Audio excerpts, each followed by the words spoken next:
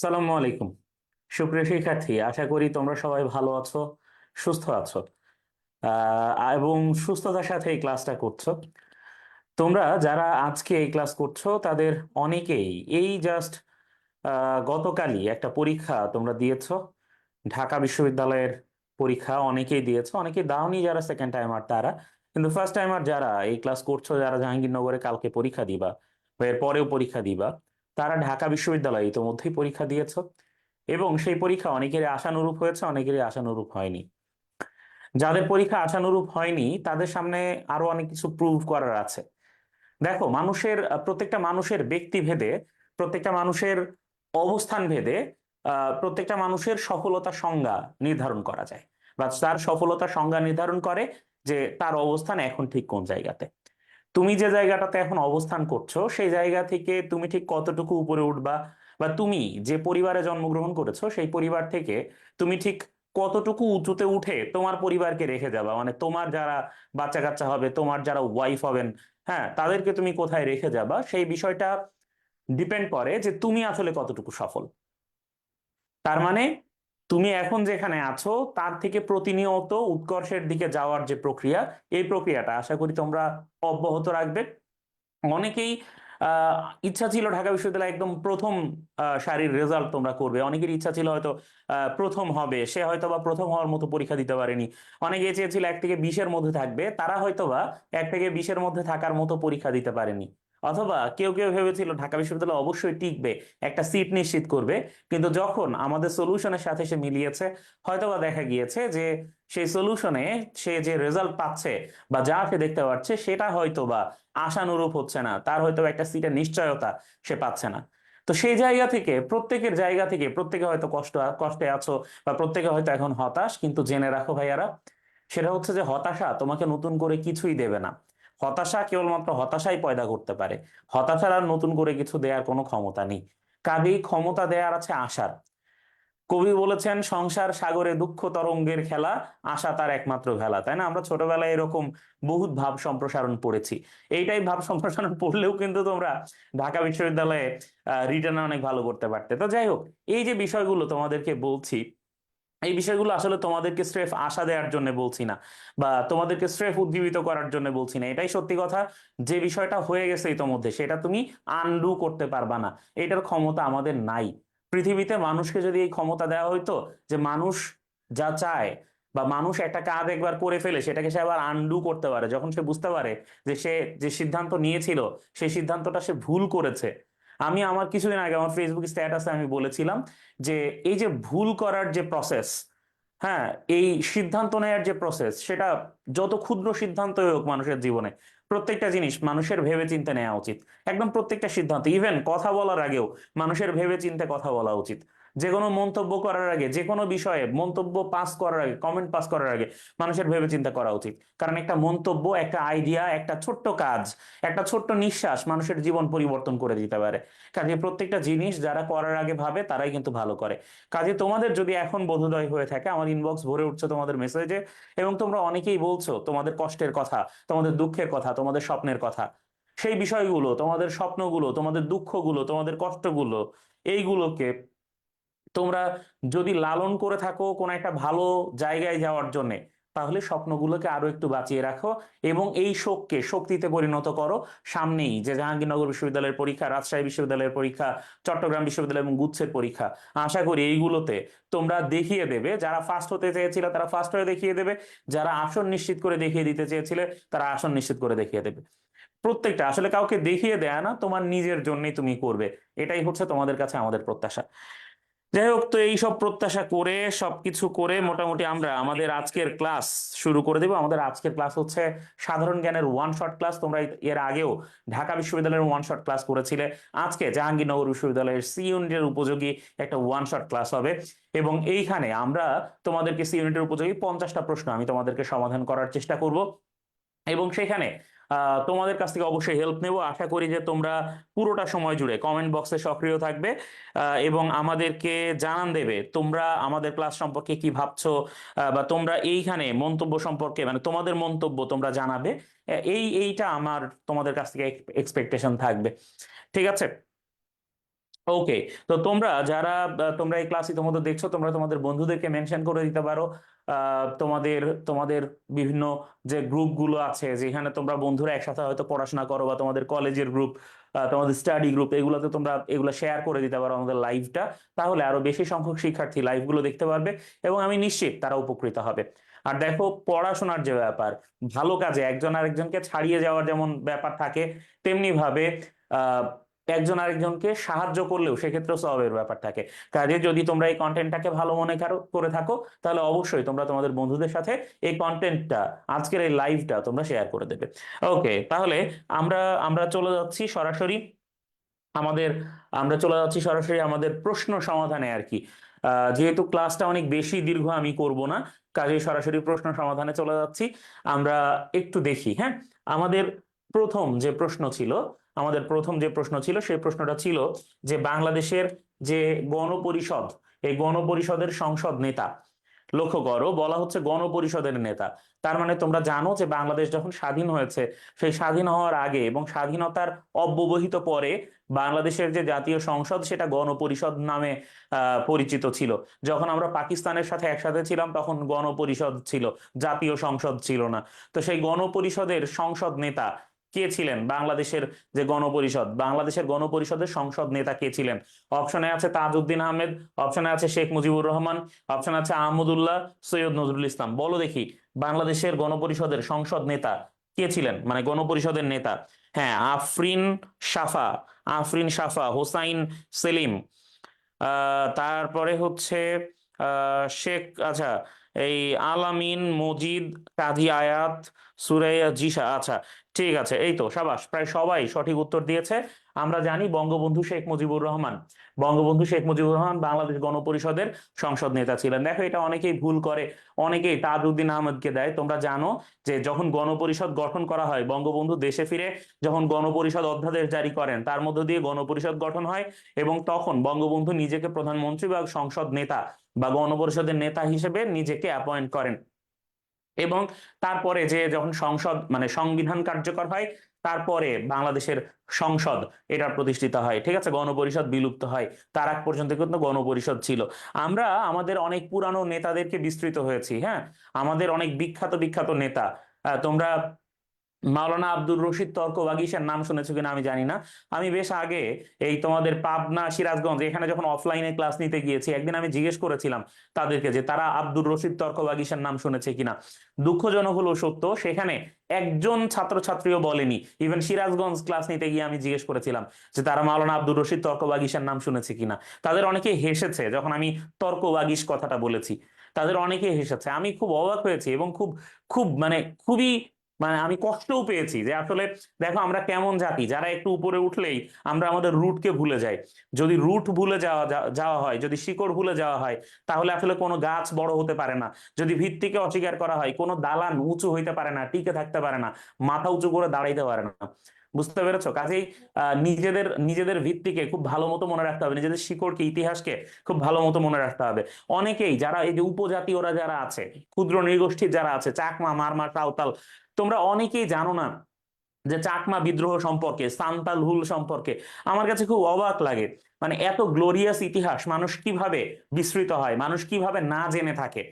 হ্যাঁ, কাজেই তোমরা নিজেরা জানার চেষ্টা করবা। তোমরা যে যে জেলায় জন্মগ্রহণ করেছো, সেই জেলার যে ইতিহাস, সেই ইতিহাস সম্পর্কে জানার চেষ্টা করবা।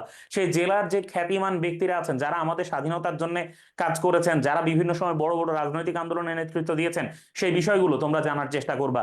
এটা শুধু ইউনিভার্সিটি অ্যাডমিশন বলে না, এটা তোমাদের বিসিএস পর্যন্ত কাজে লাগবে, কর্মজীবনে কাজে লাগবে, সব জায়গায় তো কাজে লাগবেই।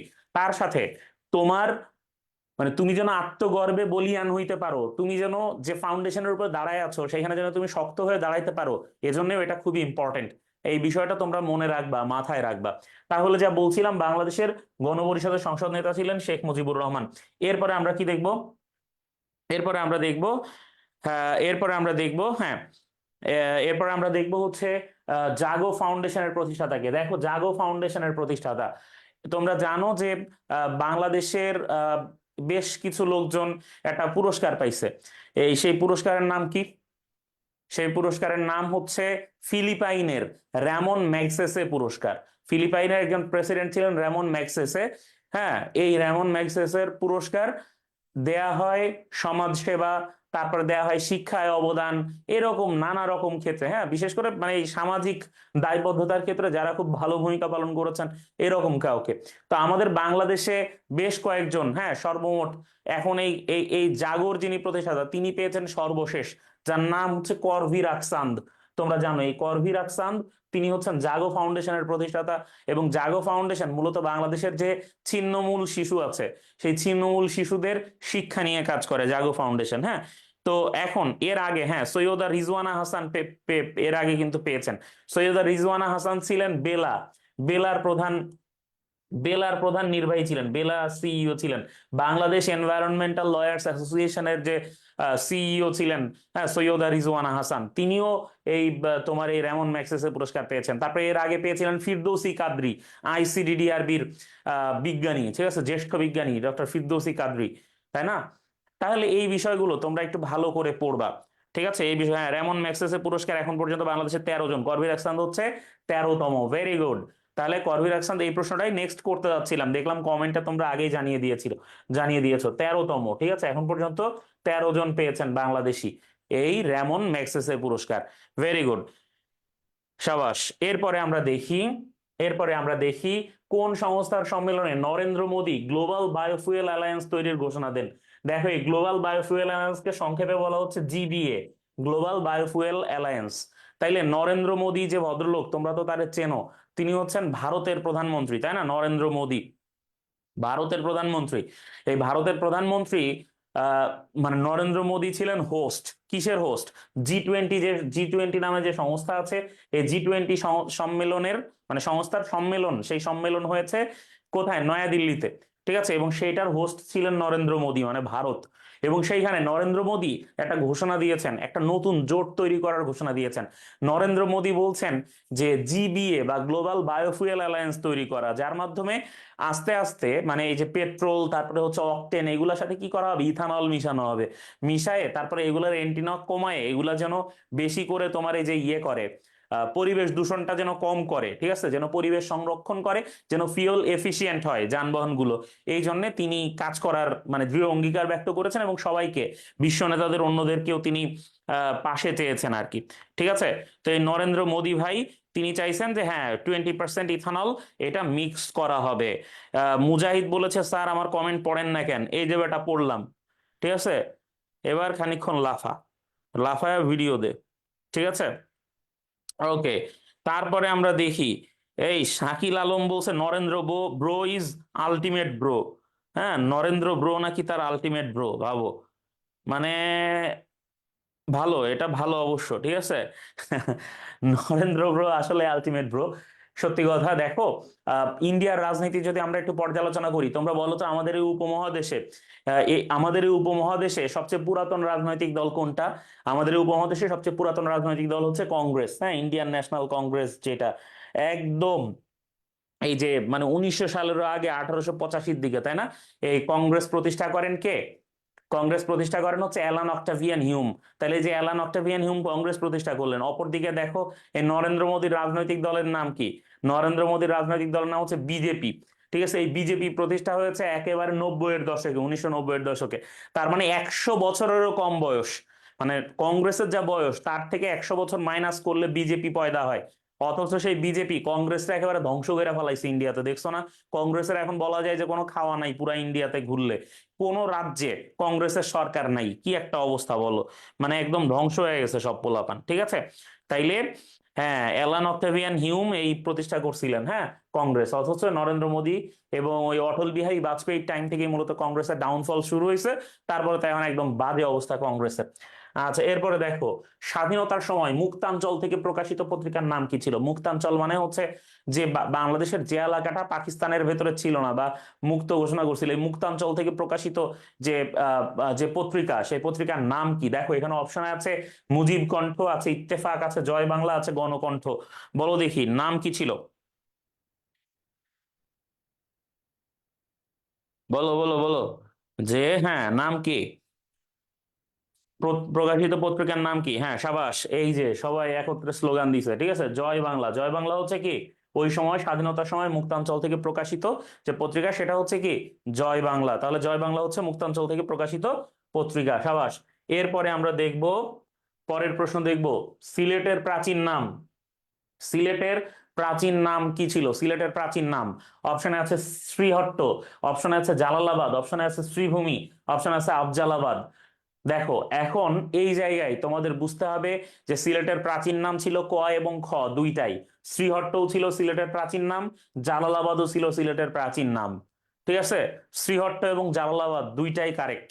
ঠিক আছে, যদি এই ধরনের প্রশ্ন আসে যে কোনো একটা জায়গায় দুইটা অপশনই কারেক্ট এবং মানে দুইটা অপশনই সঠিক, তাহলে তোমরা প্রথম অপশনটা দাগাবা, যেটা কতে থাকবে ওই অপশনটা তোমরা দাগাবা। বুঝতে পেরেছো কিনা? ওকে, তাহলে সিলেটের পুরো নাম ছিল শ্রীহট্ট এবং জালালাবাদ দুইটাই। তবে এইখানে তবে তবে বেশিরভাগ জায়গাতে তোমরা জালালাবাদ পাবা। যখন শাহজালাল ইয়ামানি রহমাতুল্লাহ আলাইহি সিলেটে আসেন তখন সিলেটের নাম ছিল শ্রীহট্ট এবং তিনি সিলেট দখল করেন। হ্যাঁ, গৌর গোবিন্দের কাছ থেকে সিলেট মুক্ত করেন। গৌর গোবিন্দ অত্যন্ত অত্যাচারী শাসক ছিলেন তোমরা জানো। এবং শাহজালাল ইয়ামানি রহমাতুল্লাহ আলাইহি যখন তার আস্তানা স্থাপন করেন ওইখানে ইসলাম ধর্ম প্রচার করেন এবং তারপর তিনি মারা যাওয়ার পর সিলেটের নাম হয় জালালাবাদ। ঠিক আছে, ওকে। এরপরে আমরা দেখি দেশের বৃহত্তম বায়ু বিদ্যুৎ কেন্দ্র কোথায় অবস্থিত। দেশের বৃহত্তম বায়ু বিদ্যুৎ কেন্দ্র, দেখো বর্তমান পৃথিবীতে সামনে সবচেয়ে বড় প্রবলেম হবে কি জানো? সবচেয়ে বড় সমস্যা হবে হচ্ছে এনার্জি, শক্তি। তোমরা বোঝো কোনো অবস্থাতে আমরা শক্তি ছাড়া চলতে পারি না। দেখো আমরা শক্তি ছাড়া চলতে পারি না। মানে এই যে তোমরা আমার ক্লাস করছো বা আমি তোমাদের ক্লাস নিচ্ছি, আমার পেছনে একটা বোর্ড চলছে, এই পাশে লাইট জ্বলছে, সামনে লাইট জ্বলছে, ডানে বামে উপরে নিচে লাইট জ্বলছে, তোমরা আমাকে দেখছো।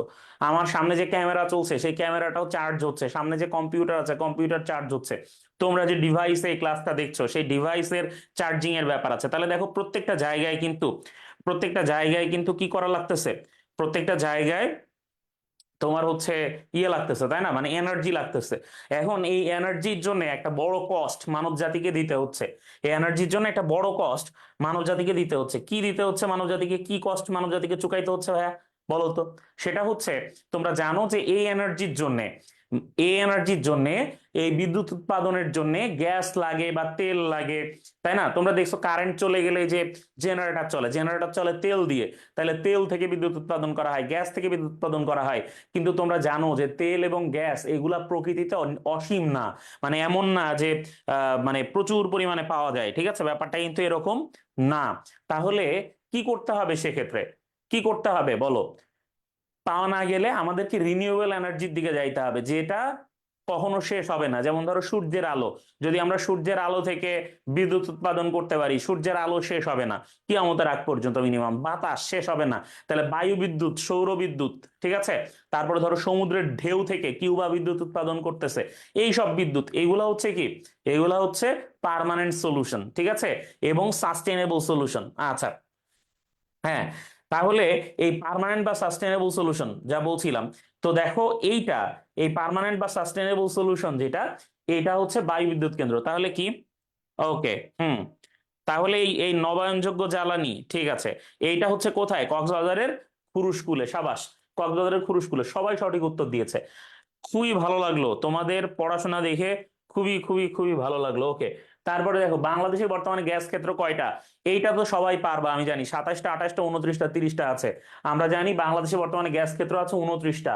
বলতে হবে 29তম গ্যাস ক্ষেত্র কোনটা, 29তম গ্যাস ক্ষেত্র কোনটা সেটা বলতে হবে। নবায়নযোগ্য জ্বালানি তো বুঝছি, 29তম গ্যাস ক্ষেত্র কোনটা সেটা বলতে হবে। সবাই 29 বলতে পারবা। প্রশ্ন হচ্ছে 29তম গ্যাস ক্ষেত্রের নাম কি? সাবাস, এই যে ভোলার ইলিশা বলেছে। হ্যাঁ, জুমে আমার যে ছেলে মেয়েগুলো আছে এরা খুবই অ্যাক্টিভ।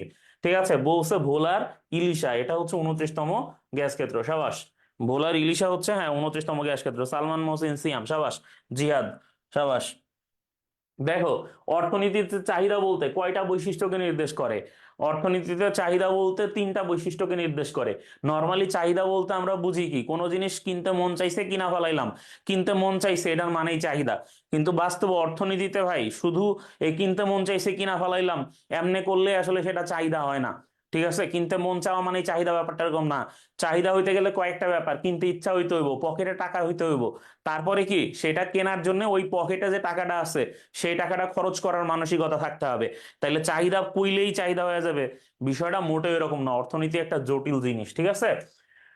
ওকে, এরপরে আমরা দেখি যে গ্রেফতার ও আটক সম্পর্কিত রক্ষা কবচ কোন অনুচ্ছেদে।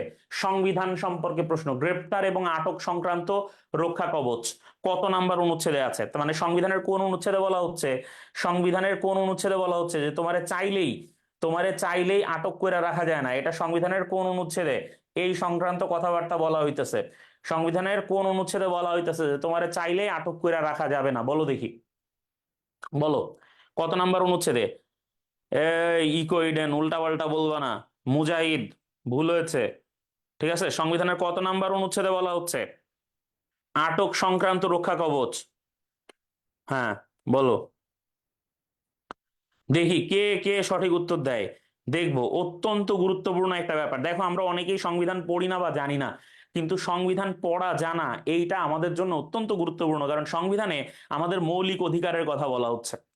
সংবিধানে আমাদের মৌলিক অধিকারের কথা বলা হচ্ছে, যে কেউ চাইলে আমাদেরকে যে আটক করতে পারে না এই বিষয়টা সংবিধানে বলা হচ্ছে। দেখো, সংবিধানের 33 নম্বর অনুচ্ছেদে বলা হচ্ছে গ্রেপ্তারকৃত কোনো ব্যক্তিকে যথাসম্ভব শীঘ্র গ্রেপ্তারের কারণ জ্ঞাপন না করিয়া প্রহরায় আটক রাখা যাইবে না, এবং উক্ত ব্যক্তিকে তাহার মনোনীত আইনজীবীর সহিত পরামর্শের ও তাহার দ্বারা আত্মপক্ষ সমর্থনের অধিকার হইতে বঞ্চিত করা যাইবে না। গ্রেপ্তারকৃত প্রহরায় আটক প্রত্যেক ব্যক্তিকে নিকটতম ম্যাজিস্ট্রেটের সম্মুখে গ্রেপ্তারের 24 ঘন্টার মধ্যে হাজির করা হইবে, এবং ম্যাজিস্ট্রেটের আদেশ ব্যতীত তাহাকে অতিরিক্ত কাল প্রহরায় আটকে রাখা যাইবে না। তার মানে তোমারে যদি কেউ গুম করতে চায়, তাইলে সে আসলে পারতপক্ষে গুম করতে পারে না। কেন পারে না? 33 নম্বর অনুচ্ছেদ অনুযায়ী পারে না। 24 ঘন্টার বেশি তোমাকে আটকায় রাখতে পারে না। তুমি তোমার আত্মীয় স্বজনের কাছে কল দিবা বা তুমি তোমার আইনজীবীর সাথে যোগাযোগ করবা, ঠিক আছে, এইটা তোমার সংবিধান মানে সংবিধান স্বীকৃত মৌলিক অধিকার।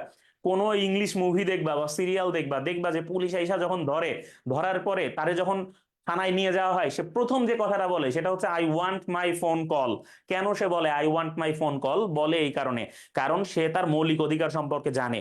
কিন্তু তোমরা তো ভাই সংবিধান পড়তে গেলেই ডরাও, তোমরা মৌলিক অধিকার সম্পর্কে জানোও না, মৌলিক অধিকার বলে যে কোনো জিনিস আছে সেটাও জানো না, এবং তোমরা মনেই করো না যে আসলে এইখানতে ভাই, হ্যাঁ, এখান থেকে কি করা যাবে, এখান থেকে মুক্তি পাওয়া যায় বা মুক্ত হওয়া যায়, এটাও তোমরা মনে করো না।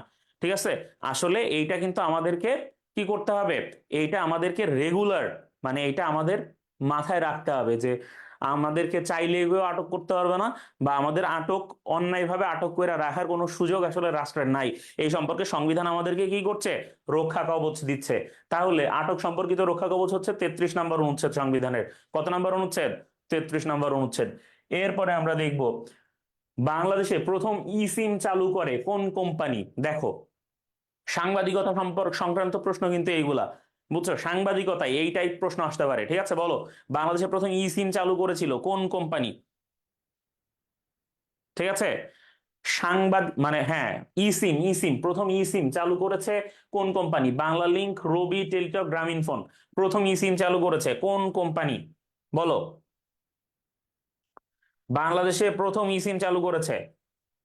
হ্যাঁ, আচ্ছা, এই তো আইমান রেহমান জাহিদ, সাবাস। জুনায়েদ মোহাম্মদ, পারভেজ হোসেন, নাজমুন নাহার, নদিয়া, সাবাস। গ্রামীণ ফোন, জিপি সবার প্রথম কি করেছে? ই সিম চালু করেছে। তাহলে বাংলাদেশে সবার প্রথম ই সিম চালু করেছে কোনটা?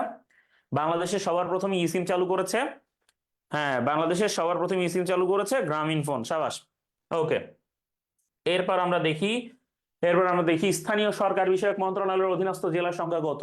দেখো, স্থানীয় সরকার বিষয়ক মন্ত্রণালয়ের অধীনে বাংলাদেশের বাংলাদেশের শুধু পার্বত্য জেলাগুলো বাদ দিয়ে সকল জেলা পরিষদ অন্তর্ভুক্ত। তাহলে সকল জেলা পরিষদ, পার্বত্য জেলা কয়টা? আমরা জানি বাংলাদেশের পার্বত্য জেলা হইতেছে কয়টা? পার্বত্য জেলা হইতেছে 3টা। ঠিক আছে, তাইলে এই 3টা জেলা, যেটা এই 3টা পার্বত্য জেলা বাদ দিয়ে বাদ বাকিগুলা স্থানীয় সরকার মন্ত্রণালয়ের অধীনে। ঠিক আছে, তাইলে 61টা হইতেছে এলজিডির মধ্যে, আর বাদ বাকি 3টা হইতেছে কি পার্বত্য চট্টগ্রাম বিষয়ক মন্ত্রণালয়ের অধীনে তাদের দায়িত্ব পালন করে, মানে তাদের সবকিছু আছে আর কি ওইখানে। ওকে, ঠিক আছে। এই যে আতিক আইসা বলতেছে ক্লাসটা খুঁজেই পেলাম না এতক্ষণ, ভাবো। আসলে ভাইয়া, আমাদের কন্টেন্ট যতই ভালো হোক, তোমরা এই যে শেয়ার করো না, কমেন্ট করো না, তারপরে এই যে কি জানি কয়, আমরা এগুলা চাইতেও পারি না, কইতেও পারি না যে ভাইয়া 10টা শেয়ার করো এক্ষুনি, 10টা শেয়ার করলে স্লাইড পাওয়া ক্লাসের। ঠিক আছে? এই যে ভাইয়া, এই যে তুমি যে বৈশা ক্লাসটা দেখতেছো, এক্ষুনি 10টা শেয়ার করে দাও। তোমার বন্ধু বান্ধবের বাসায় যায়, দরজায় নক করে জিজ্ঞেস করো তুমি কি সাকিব শাহরিয়ার ভাইয়ের ক্লাস করতেছো, বা আজকে কি তুমি স্কুল অফ এক্সিলেন্সের ক্লাস করছো। ঠিক আছে? এইরকম মানে এই টাইপ কাজ কাম আমরা করতেও পারি না। আবার দেখো এই যে এসিও ছাড়তে মনে নাই। ঠিক আছে? এসি না ছাড়লে কি হয়, গরম লাগে, বুঝছো? হুদাই এসিটা না ছেড়ে ক্লাস নিতে যায় জীবনটা শেষ হয়ে গেছে, দেখছো? তোমরা শেয়ার টেয়ারও করতেছো না, আমার এসিও ছাড়তে মনে থাকতেছে না। এতে কি হচ্ছে, পরিবেশ পরিস্থিতি গরম হয়ে যাচ্ছে। ওকে, ঠিক আছে, এগুলা বলিও না ভাই, তোমরা শেয়ারও দাও না, ঠিক আছে, কমেন্টও করো না। হ্যাঁ, আর মানে কি একটা অবস্থা, বুঝছো? মানে নাইরে শেয়ার, নাইরে কমেন্ট, মানে নাইরে লাইক, নাইরে শেয়ার, নাইরে কমেন্ট টাইপ অবস্থা, বুঝছো? এরকম একটা গান আছে না, ডিজিটাল গান? হুম, এই কি একটা গান আছে না এরকম? আছে আছে। ওকে, ঠিক আছে, গান থাকলে থাকুক, তোমরা ক্লাস করো। দেখো, নদিয়া বলছে শেয়ার দিতে লজ্জা লাগে স্যার। ঘটনা সত্য। আমরা জানি আমাদের যারা স্টুডেন্ট, তারা আসলে শেয়ার টেয়ার করে না, তাদের কাছে শরম লাগে। আবার একদিন এক স্টুডেন্ট আমারে বলতেছে যে, স্যার যদি আমরা শেয়ার করি তাহলে তো স্যার আপনাদের ক্লাস সবাই পেয়ে যাবে, তখন তো স্যার সবাই আসলে ভালো করে ফেলবে পরীক্ষায়। ঠিক আছে, এই জন্য আমরা শেয়ার দিই না। ভাবো কি লজিক, মানে মানে লজিকের লেভেলটা কি ভাবো একবার। ঠিক আছে? হ্যাঁ, এই যে রূপন্তি কইছে, সিয়াম বলছে নাই টেলিফোন নাই রে পিয়ন, হ্যাঁ এরকমই ব্যাপারটা। ওকে, নাই টেলিফোন নাই রে মোবাইল, মানে রূপন্তি এই গান কই পাইছে, নাই টেলিফোন নাই রে মোবাইল নাই রে টেলিগ্রাম, নাই টেলিফোন নাই রে পিয়ন নাই রে টেলিগ্রাম, এটাই। ওকে, আগের গানগুলো কিন্তু বেশ ভালোই ছিল, বুঝছো? হুম। ওকে, তাহলে দেখো, দেখো এই যে মার্ক টালি, মার্ক টালি কোন সংবাদ মাধ্যমের সাংবাদিক ছিলেন দেখো। মার্ক টালি 1971 সালে, 1971 সালে এই মার্ক টালি, তার একটা বিশেষ প্রতিবেদন, হ্যাঁ বিশেষ প্রতিবেদন প্রচারিত হইতো। ঠিক আছে? হ্যাঁ, বিশেষ বিশেষ প্রতিবেদন প্রকাশিত হইতো কোথায়, প্রচারিত হইতো কোথায়, বিবিসিতে। বিবিসিতে মার্ক টালির একটা বিশেষ প্রতিবেদন প্রকাশিত হইতো। ঠিক আছে? এবং 71 সংক্রান্ত নিউজ তিনি কাভার করতেন বিবিসির হয়ে। ঠিক আছে? বিবিসির হয়ে বেটা, সিএনএন তখনো পয়দা হয় নাই, ইকোইডেন আল জাজিরা তখনো পয়দা হয় নাই, বললাম তো। ঠিক আছে? BBC CNN Al Jazeera, BBC ছিল, আল জাজিরা সিএনএন তখনো পয়দা হয় নাই। সিএনএন পয়দা হয়েছে 90-এর দশকের আগ দিয়ে। ঠিক আছে? এমবেডেড জার্নালিজম শুরু করছে হচ্ছে তোমার সিএনএন। মনে রাখতে হবে, সাংবাদিকতায় কিন্তু প্রশ্ন আসবে ভাইয়া, সাংবাদিকতায় কিন্তু কঠিন প্রশ্ন আসবে, কঠিন লেভেলের প্রশ্ন আসবে। ইভেন জাহাঙ্গীরনগর বিশ্ববিদ্যালয়ের সাংবাদিকতায় প্রশ্ন আসতে পারে যে এই বছর যে সাংবাদিক মারা, ধরো কোনো একজন বুড়া সাংবাদিক মারা গেছেন, সেই সাংবাদিকের কোনো এক বই আছে, জীবনেও কেউ সেই বই পড়ে নাই, সেই বইয়ের নাম দিয়ে বলবে এই বই কার লেখা। তুমি ভাববা ভাইরে ভাই, ভাইয়া যে বই পড়াইছে সেইগুলা তো জীবনে মানে নামই শোনো নাই তোমরা, বুঝছো? দেখবা সেই বই দিয়ে রাখবে, কারণ কি কোন এক সাংবাদিক মারা গেছেন এবছর বা গত বছর, তার লেখা হয়তো বই। মানে কিছু আনপ্রেডিক্টেবল কিছু প্রশ্ন যেগুলা জাহাঙ্গীরনগরে থাকে, মানে এগুলার কোনো মা বাপ নাই, এরকম কিছু প্রশ্ন থাকে জাহাঙ্গীরনগরে। ঠিক আছে? আবার জাহাঙ্গীরনগরের কোনো প্রশ্ন ধরো তুমি দেখতেছো, জাহাঙ্গীরনগরের প্রশ্ন কিন্তু কাইন্ড অফ এই যে ভারতীয় বাংলা সিরিয়াল, বুঝতে পারছো? মানে তুমি দেখতেছো, হ্যাঁ, মানে এক জিনিস কিন্তু আসলে তলে তলে ঘটনা আর একটা ঘটতেছে। আমার আম্মা, বুঝছো, আমার আম্মা মানে ভারতীয় বাংলা সিরিয়াল দেখে, মানে দেখতো আর কি, এখন আর দেখে না। সেটা আমি তখন মনে হয় এইট, না 8-9 না, আমি তখন হচ্ছে তোমার কলেজে পড়ি, হ্যাঁ কলেজে পড়ি তখন। কলেজে বা ইউনিভার্সিটিতে উঠবো এরকম ফার্স্ট ইয়ার বা কলেজ এরকম টাইমে পটল কুমার গানওয়ালা নামে একটা সিরিয়াল হইতো, বুঝছো? ভারতীয় কোন এক জি বাংলা বা ওই যে তোমার আহ, আরেকটা আরেকটা কি একটা চ্যানেল আছে, ইন্ডিয়ান বাংলা সিরিয়াল টিরিয়াল দেখা, এটা আম্মা দেখতো, বুঝছো, পটল কুমার গানওয়ালা। পরে একবার হয়েছে কি, পটল কুমার গানওয়ালা খুব মনোযোগ দিয়ে দেখে, খুব মনোযোগ দিয়ে দেখে। পরে এবার আমিও 2 দিন দেখলাম, বুঝছো, সাথে বসে বসে পটল কুমার গানওয়ালা।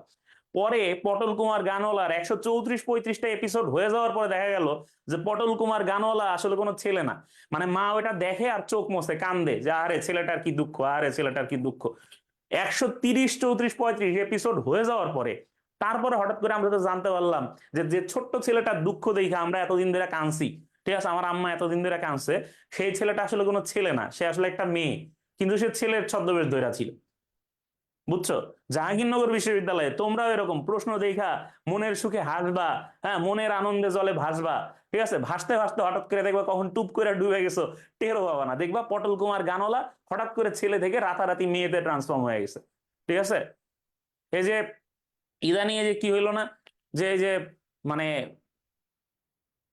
কি বলবো, কেউ কেউ যে মনে মনে ছেলে নাকি মনে মনে মেয়ে, আবার ইয়েতে ইয়েতে ছেলে, এরকম হয় না?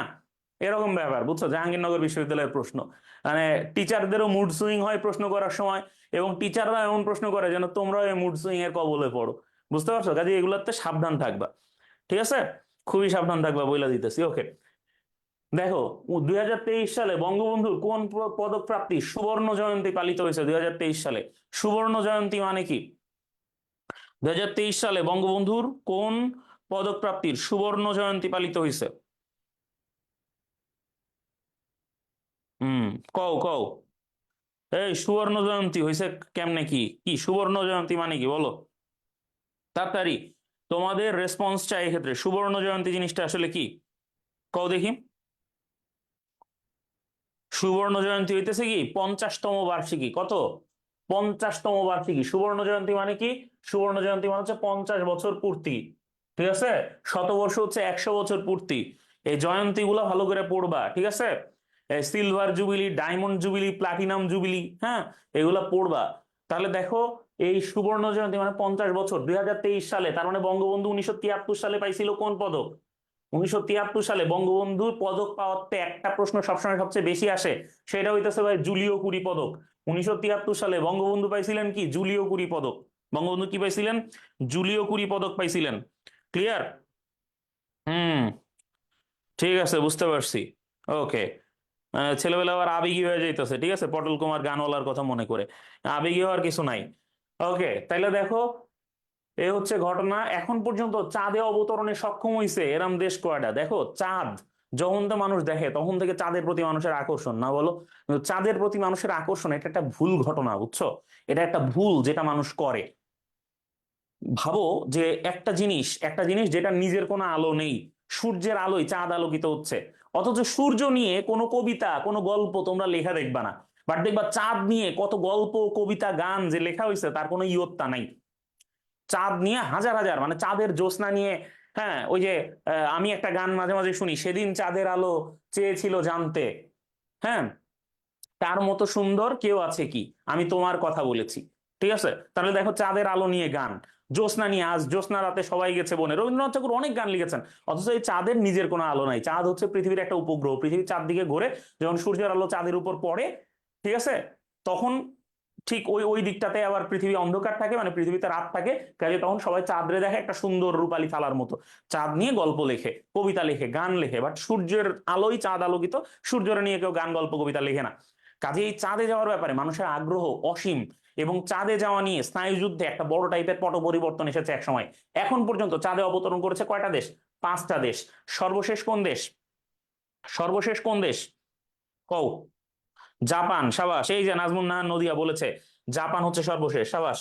আর আর ভারতের চাঁদে অবতরণ নিয়ে একটু পড়বা। ভারত যে চাঁদে অবতরণ করছে, ভারতের দক্ষিণ মানে চাঁদের দক্ষিণ মেরুতে অবতরণ করছে ভারত। এবং আরো একটা ব্যাপার ঘটছে তোমরা জানো, সেটা হচ্ছে চাঁদের এই যে যে যানটা অবতরণ করেছে, চন্দ্রযান, তাই না? এইটার একটা বিক্রম মানে ল্যান্ডার আছে, একটা একটা আছে ল্যান্ডার। ঠিক আছে, এই চাঁদের অবতরণ করা যে এই অবতরণের ল্যান্ডারের নাম কি কও? রাশিয়া, যুক্তরাষ্ট্র, চীন, ভারত, জাপান। সাবাস, 5 নাম্বার হচ্ছে জাপান। Very good. তাইলে এরপরে দেখো, স্বাধীন বাংলা ফুটবল দল নিয়ে নির্মিত চলচ্চিত্রের নাম কি? এই যে দেখো, এটাও সাংবাদিকতা বিষয়ক একটা প্রশ্ন। হ্যাঁ, স্বাধীন বাংলা ফুটবল দল নিয়ে একটা চলচ্চিত্র নির্মাণ করা হয়েছে। স্বাধীন বাংলা ফুটবল দল নিয়ে একটা চলচ্চিত্র নির্মাণ করা হয়েছে, নাম কি সেটা? স্বাধীন বাংলা ফুটবল দল নিয়ে নির্মাণ করা চলচ্চিত্র। সাবাস, দামাল। স্বাধীন বাংলা ফুটবল দল নিয়ে নির্মাণ করা চলচ্চিত্রের নাম হচ্ছে দামাল। এরপরে আমরা দেখি, দ্বিতীয় বিশ্বযুদ্ধ শুরু হয়েছিল কিসের মাধ্যমে? আয়ার, ইন্টারন্যাশনাল রিলেশনস বা আন্তর্জাতিক সম্পর্ক। আন্তর্জাতিক সম্পর্কের প্রশ্নে এমন প্রশ্ন থাকতে পারে, দ্বিতীয় বিশ্বযুদ্ধ শুরু হয়েছিল কিসের মাধ্যমে? দেখো, ফ্রান্স রাশিয়া আক্রমণ করলে দ্বিতীয় বিশ্বযুদ্ধ শুরু হয়েছিল? না। জার্মানি রাশিয়া আক্রমণ করলে দ্বিতীয় বিশ্বযুদ্ধ শুরু হয়েছিল? না। জার্মানি পোল্যান্ড আক্রমণ করলে? হ্যাঁ, জার্মানি পোল্যান্ডের ডানজিগ বন্দর আক্রমণ করেছিল, তারপরে দ্বিতীয় বিশ্বযুদ্ধ শুরু হয়ে গিয়েছিল। জার্মানি কি করেছিল? পোল্যান্ডের ডানজিক বন্দর আক্রমণ করেছিল, তখন দ্বিতীয় বিশ্বযুদ্ধ শুরু হয়। এবং এই দ্বিতীয় বিশ্বযুদ্ধ থেকে আসা প্রশ্নে যে ইন্টারন্যাশনাল রিলেশনস আসবে এমন না, আরো অনেক কিছু। এই যে তোমরা আন্তর্জাতিক সম্পর্ক, ইন্টারন্যাশনাল যে সাধারণ জ্ঞান পড়েছো, সবই আন্তর্জাতিক সম্পর্কে আসার মতো। এছাড়া রিসেন্ট যে কনফ্লিক্ট গুলো আছে, ইভেন এই যে তোমার ফিলিস্তিন ইসরায়েল কনফ্লিক্ট, ইসরায়েল ফিলিস্তিন কনফ্লিক্টের যে আগের কথা, ইসরায়েলে ইহুদি স্মৃতি প্রতিষ্ঠার জনক, একটা একটা প্রশ্ন আমি লিখি দেখো। ইসরায়েলে ইসরায়েলে ইহুদি স্মৃতি প্রতিষ্ঠার জনককে, স্মৃতি প্রতিষ্ঠার জনক কাকে বলা হয়? ইসরায়েলে ইহুদি স্মৃতি প্রতিষ্ঠার জনক কাকে বলা হয় বলো? ইসরায়েলে ইহুদি, সাইফুর রহমান ভাই এমনি আরে সাকিব ভাই কইলো যেন জীবনে আমার দেখেই নাই সাকিব ভাই, হ্যাঁ মানে কি আর বলবো। ঠিক আছে, ওকে। তাইলে দেখো ইসরায়েলি ইহুদি স্মৃতি স্মৃতি প্রতিষ্ঠার জনক কে, কও দেখি। হ্যাঁ, ইসরায়েলি ইহুদি স্মৃতি প্রতিষ্ঠার জনক, ইসরায়েলে ইহুদি স্মৃতি প্রতিষ্ঠার জনক কে? হুম, এটা কেউ বলতে পারবা না ভাইরে। থিওডর হার্জল বলে একজন ভদ্রলোক আছে, ঠিক আছে, থিওডর হার্জল, সেই ব্যক্তি হচ্ছেন ইসরায়েলি ইহুদি স্মৃতি প্রতিষ্ঠার জনক। তিনি তার বিভিন্ন রকম লেখালেখি, বিভিন্ন জনমত গঠন, এগুলোর মাধ্যমে, হ্যাঁ, এগুলোর মাধ্যমে তিনি প্রমাণ করার চেষ্টা করেছেন যে ইহুদিদের আদি বাসস্থান ছিল ইসরায়েলে। এইভাবে ইসরায়েল রাষ্ট্রটাকে আস্তে আস্তে একটা মর্যাদা দেওয়া হয়েছে, বা ইসরায়েল রাষ্ট্রটাকে আস্তে আস্তে এমন একটা অবস্থায় নিয়ে যাওয়া হয়েছে যে জায়গায় ইসরায়েল রাষ্ট্রটাকে আর কেউ অস্বীকার করতে পারবে না। এটা হচ্ছে ঘটনা, ঠিক আছে। তাইলে এছাড়া ধরো আরো নানা ধরনের প্রশ্ন আসছে, জায়নবাদ নিয়ে প্রশ্ন আসতে পারে, যে ইহুদিবাদের ইংরেজি প্রতিশব্দ জায়নবাদ তোমরা জানো, বা জায়নিজম। এরপরে ধরো যে প্রশ্ন আসতে পারে এই যে হামাস নিয়ে, হ্যাঁ, হামাসের অর্থ, তারপরে হচ্ছে হামাসের সদর দপ্তর, হ্যাঁ, তারপরে হচ্ছে হামাসের রাজনৈতিক শাখা, বা রাজনৈতিক শাখা তো ঠিক আছে, তোমার হচ্ছে আম, আরে ওই যে যুদ্ধ করে যারা, সামরিক শাখা, ঠিক আছে, কাসাম ব্রিগেড যেটা, এগুলা নিয়ে প্রশ্ন আসতে পারে, ঠিক আছে, ওকে। তারপরে আমরা দেখি ব্যক্তির অধিকার সংরক্ষণ কোন বিভাগের কাজ বলো দেখি। আমরা জানি সরকারের তিনটা বিভাগ আছে। সরকারের বিভাগ কয়টা? সরকারের বিভাগ কয়টা? তিনটা বিভাগ, সরকারের তিনটা বিভাগ মোট, তাই না? একটা কি, একটা হইতেছে আইন, একটা হইতেছে কি বিচার, আর একটা কি শাসন। হুম, বলো তাইলে। হ্যাঁ, ব্যক্তির অধিকার সংরক্ষণ, ব্যক্তির অধিকার সংরক্ষণ এটা কোন বিভাগের কাজ বলো? ব্যক্তির অধিকার সংরক্ষণ করা কোন বিভাগের কাজ বলো? সাবাস শেখ ফরিদ, এই তো সবাই পারছে, বিচার বিভাগের কাজ। ব্যক্তির অধিকার সংরক্ষণ করা হচ্ছে বিচার বিভাগের কাজ, বিচার বিভাগ হচ্ছে ব্যক্তির অধিকার সংরক্ষণ করে, সাবাস। এরপর আমরা দেখি, সামাজিক বিবর্তনবাদের জনককে দেখো। সামাজিক বিবর্তনবাদ নরমালি যদি শুধু বিবর্তনবাদ জনক, শুধু বিবর্তনবাদের জনককে বলো দেখি। শুধু যদি বিবর্তনবাদের জনক আসে তাহলে উত্তর কি হবে দেখো। এটা কিন্তু নৃবিজ্ঞানের একটা গুরুত্বপূর্ণ প্রশ্ন, এটা নৃবিজ্ঞানের একটা গুরুত্বপূর্ণ প্রশ্ন, আর্কিওলজির একটা গুরুত্বপূর্ণ প্রশ্ন, মানে সরি, আর্কিওলজি না, কি বলি, আরে এই নৃবিজ্ঞানের ইংরেজি কি কও না? হ্যাঁ, আচ্ছা, ঠিক আছে, সামাজিক বিবর্তনবাদ, আচ্ছা। হুম, অ্যানথ্রোপোলজি আর কি, অ্যানথ্রোপোলজি। সাবাস, বিবর্তনবাদের জনক হচ্ছে ডারউইন। বিবর্তনবাদের জনক হচ্ছে ডারউইন। শুধু বিবর্তনবাদ যদি আসে তাহলে হচ্ছে ডারউইন, যেটাতে বলা হচ্ছে বানরতে মানুষ হইছে, সাপেরতে পাখি হইছে, ঠিক আছে, বা ড্রাগন হইছে, এগুলা বলা হচ্ছে কি, এগুলা বলা হচ্ছে হচ্ছে বিবর্তনবাদ। আর সামাজিক বিবর্তনবাদ, সামাজিক বিবর্তনবাদের জনক কে বলো? সামাজিক বিবর্তনবাদের জনক কে? সাবাস, একজন মাত্র মনে হয় পারছে, শেখ ফরিদ, ঠিক আছে। সামাজিক বিবর্তনবাদের জনক হচ্ছে হারবার্ট স্পেন্সার। হারবার্ট স্পেন্সার হচ্ছেন সামাজিক বিবর্তনবাদের জনক। হারবার্ট স্পেন্সার হচ্ছেন সামাজিক বিবর্তনের জনক। বেশিরভাগ ম্যাক্স ওয়েবার আর ম্যাক্স ওয়েবারটা এবার দাগাইছে, হারবার্ট স্পেন্সার হচ্ছে সামাজিক বিবর্তনবাদের জনক, সাবাস। এরপরে চলে যায় চীনে বিদেশি নিষেধাজ্ঞা ঠেকাতে কোন নীতি অনুসরণ করছে চীন? চীন বিদেশি নিষেধাজ্ঞা ঠেকাতে কোন, চীন বিদেশি নিষেধাজ্ঞা ঠেকাতে, চীন বিদেশি নিষেধাজ্ঞা ঠেকাতে কোন, কোন কোন নীতি অনুসরণ করছে? বিদেশি নিষেধাজ্ঞা ঠেকাতে চীন কোন নীতি অনুসরণ করছে? আচ্ছা, আমরা জানি যে চীন, হ্যাঁ, সাবাস, এই তো আমার আমার এই জুমের যে ছেলে মেয়েগুলা এরা কিন্তু খুবই অ্যাক্টিভ। বুঝছো, এরা খুব ভালো উত্তর দিচ্ছে। হ্যাঁ, চীন বিদেশি নিষেধাজ্ঞা ঠেকাতে কোন নীতি? Polar silk road, chequebook diplomacy, debt trap policy, wolf warrior policy. দেখো এই প্রত্যেকটা পলিসি তো আমরা জানি। চীন এর পাশাপাশি আরো একটা পলিসি আমরা জানবো বা পড়বো, পিং পং ডিপ্লোম্যাসি বা পিং পং কূটনীতি। ঠিক আছে, তাইলে এই যে পিং পং কূটনীতি বা পিং পং ডিপ্লোম্যাসি, এগুলো আমরা একটু ভালো করে পড়ার চেষ্টা করব। ঠিক আছে, পিং পং ডিপ্লোম্যাসি বা পিং পং কূটনীতির ব্যাপারটা আসলে কি লক্ষ্য করো। 1971 সালে চীন এবং যুক্তরাষ্ট্রের মধ্যে সম্পর্ক উন্নয়নের কার্যক্রম হিসাবে দুই দেশের মধ্যে টেবিল টেনিস প্লেয়াররা যায় যায় খেলে। চীনের টেবিল টেনিস প্লেয়াররা মানে যুক্তরাষ্ট্রে আসে, ভ্রমণ করে খেলাধুলা করে যায়। যুক্তরাষ্ট্রের টেবিল টেনিস প্লেয়াররা আবার চীনে যায়। চীনে টেবিল টেনিসকে বলে পিং পং। তাহলে এরা এই পিং পং খেলার মাধ্যমে যে সম্পর্ক উন্নয়ন করছে, এটাকে বলে হচ্ছে পিং পং ডিপ্লোম্যাসি। তারপরে দেখো পোলার সিল্ক রোড তো হচ্ছে বিআরআই, বেল্ট অ্যান্ড রোড ইনিশিয়েটিভের একটা একটা শাখা হচ্ছে পোলার সিল্ক রোড, বা যেটাকে ওয়ান বেল্ট ওয়ান রোড বলা হয়। এটার একটা অংশ হচ্ছে পোলার সিল্ক রোড। যে অংশটা বরফের মধ্যে দিয়ে গেছে সেটা হচ্ছে পোলার সিল্ক রোড, যে অংশটা সাগরের মধ্যে দিয়ে গেছে সেটা হচ্ছে মেরিটাইম সিল্ক রোড। প্রশ্ন আসতে পারে যে মেরিটাইম সিল্ক রোডের ক্ষেত্রে গুরুত্বপূর্ণ দুইটা বন্দর কোনটা, বা গুরুত্বপূর্ণ বন্দর কোনটা? ঠিক আছে, তোমরা জানো যে শ্রীলঙ্কার হাম্বানটোটা, পাকিস্তানের গাদার, এই দুইটা বন্দর চীন ইজারা নিয়েছে। ঠিক আছে, চীনের কাছে ইজারা দিতে বাধ্য হয়েছে। ঠিক আছে।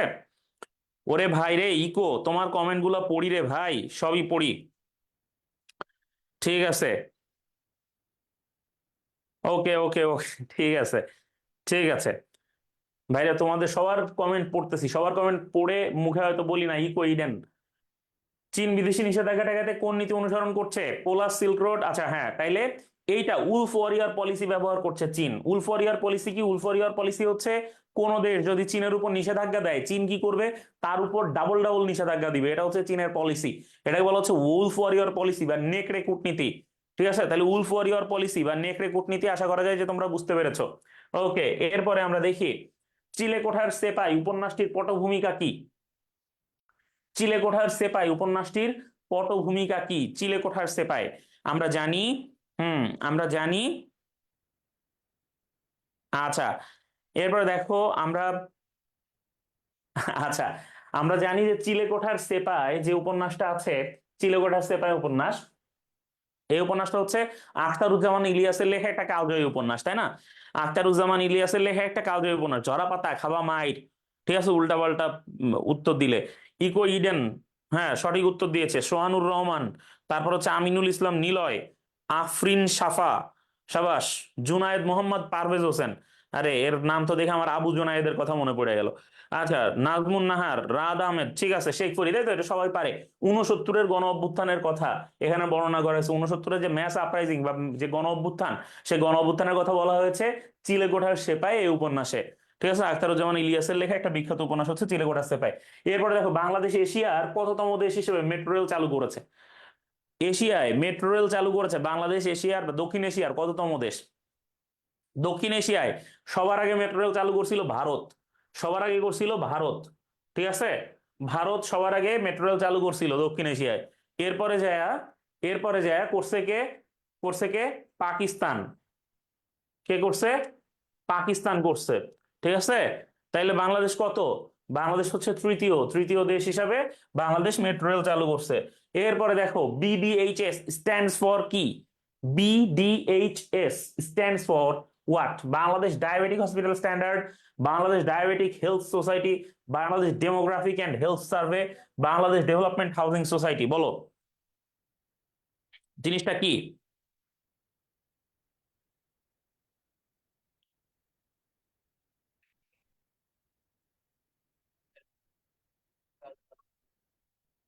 হ্যাঁ হ্যাঁ,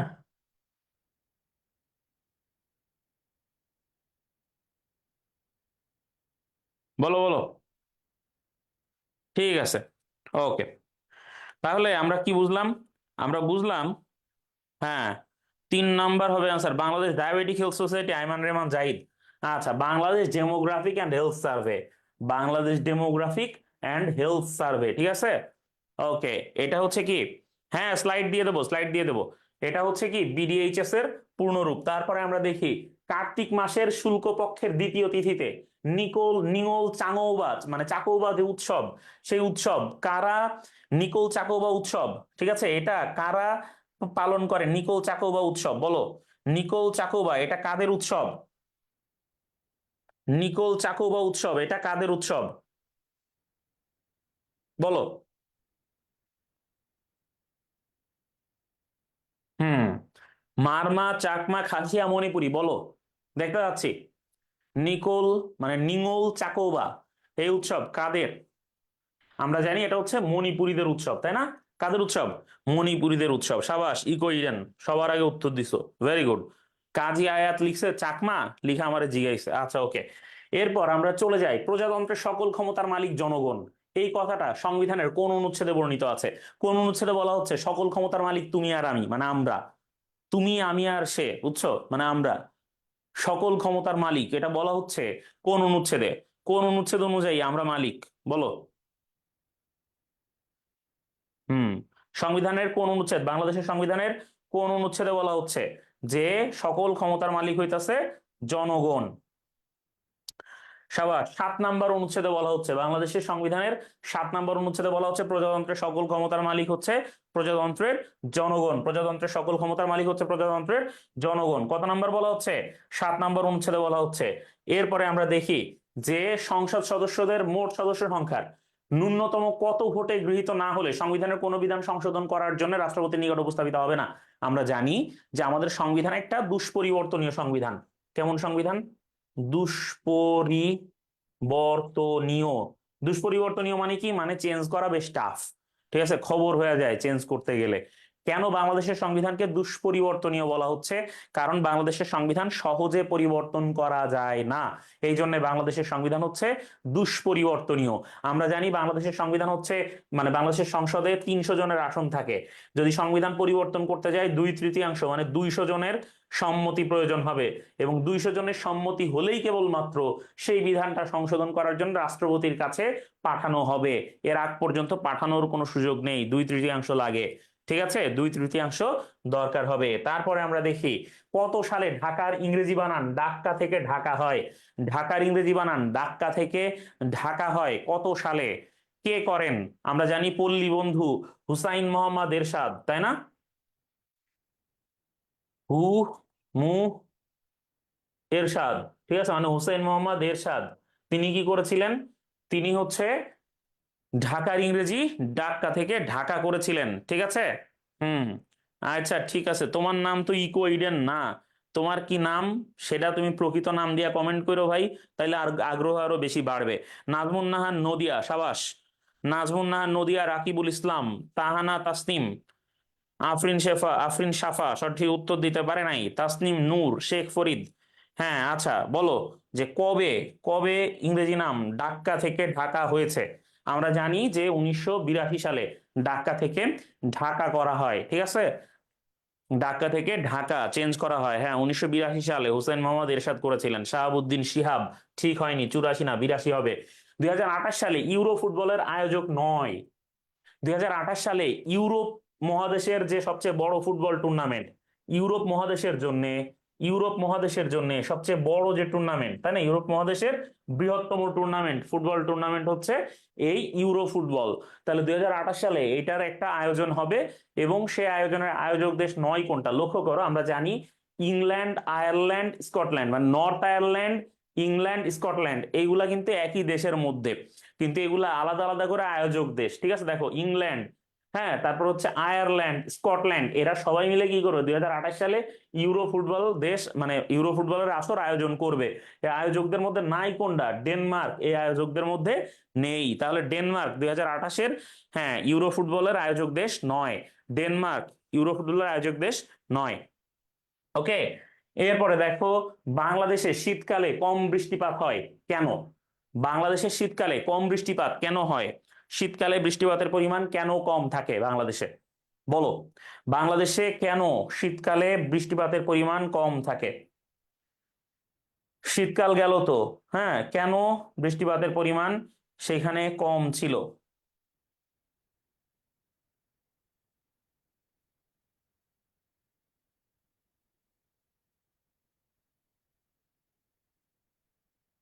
হুম, বলো বলো।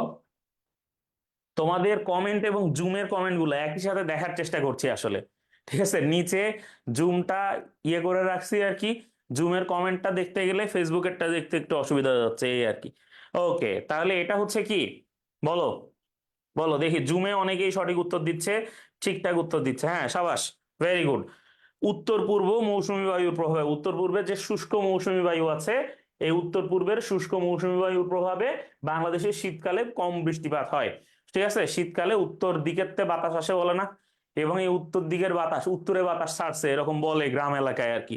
এই উত্তরে বাতাস ছাড়ার কারণে হচ্ছে, কি হয়, হ্যাঁ, এখানে সবচেয়ে কম বৃষ্টিপাত হয়। আর আর বেশি বৃষ্টিপাত হয় হচ্ছে দক্ষিণ পশ্চিম মৌসুমী বায়ু যেটা, সেটার প্রভাবে আর কি। ঠিক আছে, ওকে, এরপরে আমরা কি করব, পরের প্রশ্নে যাব। বিটিভি কত সালে প্রতিষ্ঠিত হয়, কত সালে বিটিভি তার কার্যক্রম শুরু করে, বাংলাদেশ টেলিভিশন কত সালে তার কার্যক্রম শুরু করে, বিটিভি, সাবাস, এই তো, বিটিভি কবে শুরু করে কার্যক্রম, এই তো জুমের লোকজন সবার আগে আগে উত্তর দিয়ে দিচ্ছে, সাবাস। বিটিভি প্রতিষ্ঠিত হয় আমরা জানি, আমরা জানি যে বিটিভি হ্যাঁ, 1964 সালে বিটিভি প্রতিষ্ঠিত হয়, কত সালে, 1964 সালে বিটিভি প্রতিষ্ঠিত হয়, সাবাস। এই নাইমুর রহমান মুন্না, একদম ডাহা ভুল উত্তর দিছো। ওকে দেখো, এরপরে দেখো, হেব্রন কোন দেশের শহর, হেব্রন, হেব্রন কোন দেশের শহর, ফিলিস্তিন, Syria, Iraq, Jordan. Hebron, Hebron কিন্তু হচ্ছে ইউনেস্কো ঘোষণা করা, ইউনেস্কো ঘোষিত একটা একটা কি বলে, এই যে ওয়ার্ল্ড হেরিটেজ সাইট। ঠিক আছে, এই হেব্রন পুরা শহরটাকে ইউনেস্কো ওয়ার্ল্ড হেরিটেজ ঘোষণা করেছে। তাহলে এই হেব্রন একটা প্রাচীন শহর, হেব্রন, কালকাইয়া, জেরুজালেম, এগুলো সবই পৃথিবীর প্রাচীনতম শহরগুলোর মধ্যে একটা।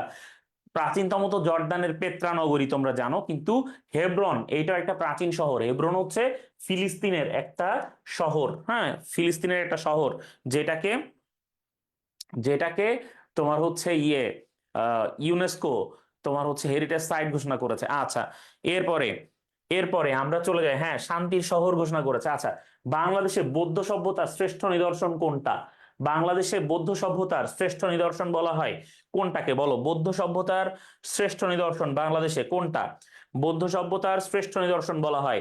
জুম থেকে সবাই ইনস্ট্যান্ট দেখতে পায় তো ইনস্ট্যান্ট উত্তর করতে পারে সবাই, ঠিক আছে, হ্যাঁ, সোমপুর বিহার হচ্ছে বাংলাদেশের বৌদ্ধ সভ্যতার শ্রেষ্ঠ নিদর্শন।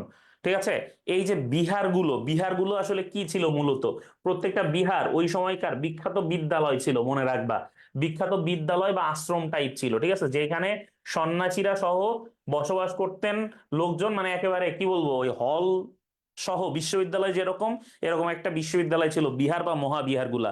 তো এই সোমপুর বিহার, ঠিক আছে, এই সোমপুর বিহার হচ্ছে কি, সোমপুর বিহার হচ্ছে বৌদ্ধ সভ্যতার বাংলাদেশের শ্রেষ্ঠ নিদর্শন, সোমপুর বিহারকে বলা হয়। ঠিক আছে, যে বৌদ্ধ সভ্যতার শ্রেষ্ঠ নিদর্শন। এরপরে দেখি, বৈরাগীর চালা কোথায় অবস্থিত, দেখো, মানে তোমরা জানো যে আর্কিওলজি বা প্রত্নতত্ত্ব থেকে আসতে পারে এই ধরনের প্রশ্ন, যে প্রশ্নগুলো এখন পড়াচ্ছি এগুলো প্রত্নতত্ত্ব থেকে আসার খুব বেশি সম্ভাবনা থাকে। ঠিক আছে, প্রত্নতত্ত্বের, আরে না রে ভাই আফরিন সাফা, তুমি এমনি দিতেছো খানিক পর পর ভুল উত্তর, তোমার জুমে দেওয়া লাগবে না, তুমি এখানেই থাকো।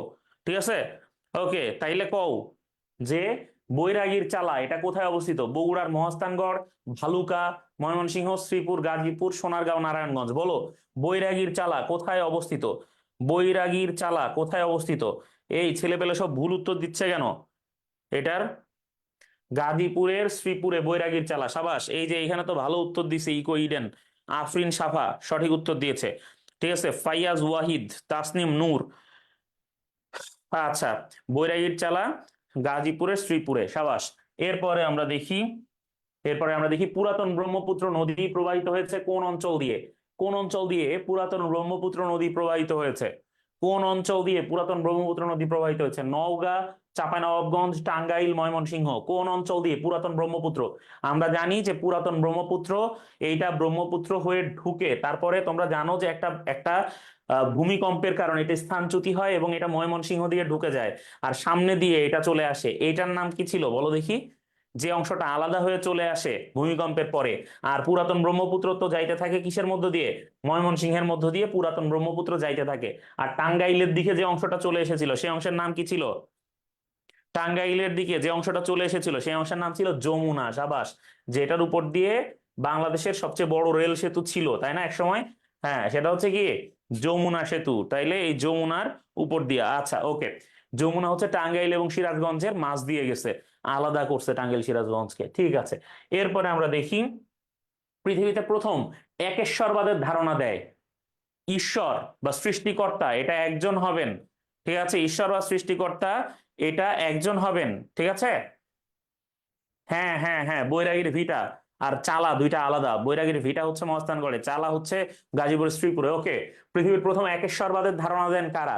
একেশ্বরবাদ বা একজন একজন ঈশ্বর, এটার ধারণা সর্বপ্রথম দিয়েছিল কারা? মিশরীয়রা দিয়েছিল রে ভাই, মিশরীয়রা, ইজিপশিয়ানরা প্রথম বলেছিল যে পৃথিবীতে ঈশ্বর একজন, ঠিক আছে। তারা যদিও মিশরীয় সভ্যতার প্রথম থেকে ফারাওদেরকেও মানে সৃষ্টিকর্তা বলে মানতে অনেকটাই বাধ্য হয়েছিল তারা, কিন্তু তারপরও ইভেন তাদের অনেকে, যে আমন রা ছিল, হ্যাঁ, তারপরে হচ্ছে তোমরা জানো যে ওদের প্রত্যেকটা আলাদা আলাদা দেবী ছিল, হ্যাঁ, দেবতা ছিল, প্রত্যেকটা বিষয়েরই তারা আলাদা আলাদা দেবতা বানাইছিল, আনুবিস ছিল, তাই না, শিয়ালের মতো চেহারা যেটা, ওকে। তো এই পৃথিবীর প্রথম একেশ্বরবাদের ধারণাও দিয়েছিল কারা?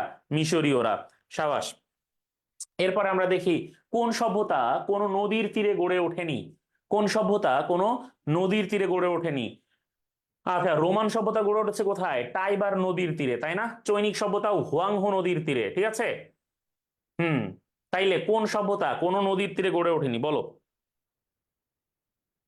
আতিক শিকদারের বাড়ি টাঙ্গাইল, কোথাও লেখা দেখলে নিজের একটা টান চলে আসে, ঠিক আছে। হ্যাঁ রে ভাই, তোমাদের ইয়েরও বাড়ি হচ্ছে টাঙ্গাইল, এই যে তোমাদের বাকি স্যারের বাড়িও টাঙ্গাইল, ঠিক আছে, ওকে। গ্রিক সভ্যতা, হ্যাঁ, সাগরের তীরে গড়ে উঠেছিল, এজিয়ান যেটা, ঠিক আছে।